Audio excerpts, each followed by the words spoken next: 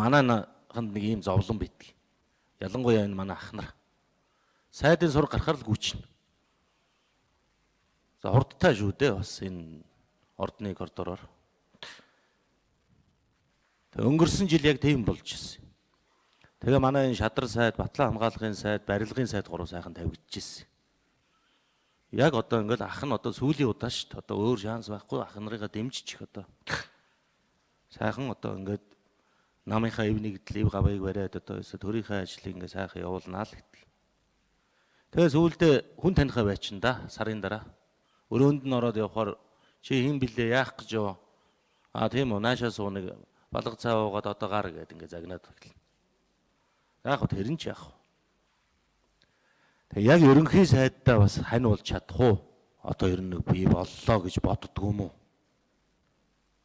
Энэ залуучуудаас нэгэн ч гэсэн хөрх юм энэ төрийн сайд хийж үзэг. Дадлага туршлага сууг би болохгүй л хажууд нь хил заад зураа зөвлөөд явъя гэж боддгоо юм уу та? Одоо ингэ байж тань гамбаа мамбаа нэг хоёр маяр гэл ингээл залуучууд байж тэр жахлан махлан гэл жижиг дунд монд ярьдаг энэ үн үхрийн пермэрэм ярьдаг хүмүүс зөндөл биш. Тэ. Тэг би зүгээр энийг улаан гишүүнээс асуух гэсэн. Тэгээд одоо манай энэ ахмадууд яадаг вэ гэхээр би нэг юм хэлье. Энэ манай нам жоохон ажин түжин ив нэгдэл хагарлаа цуурлаа. Тэгээд одоо тэр сайд дээр тогтохгүй. Дахиад нэг даргын суудлын онгоох сураг гарвал дахиад хурд авчих шүү дээ. 3 дугаар 4 дугаар араандаа хийгээл төрийн ордны коридороор. Айгүй л их хурлын даргын сураг гарвал араандаа хийгээ шаашна. Айгүй л бүр ерөнхий сайдын араанд хийгээ шаажиж магадгүй шүү. Дахивчиж.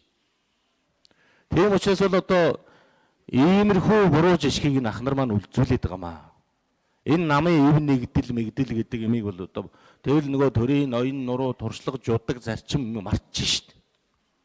Би одоо өнгөрсөн жил надтай ирж уулзаа сайдуулыг ярьжсэн 3 ахыхын жишгээр л ярьж байгаа.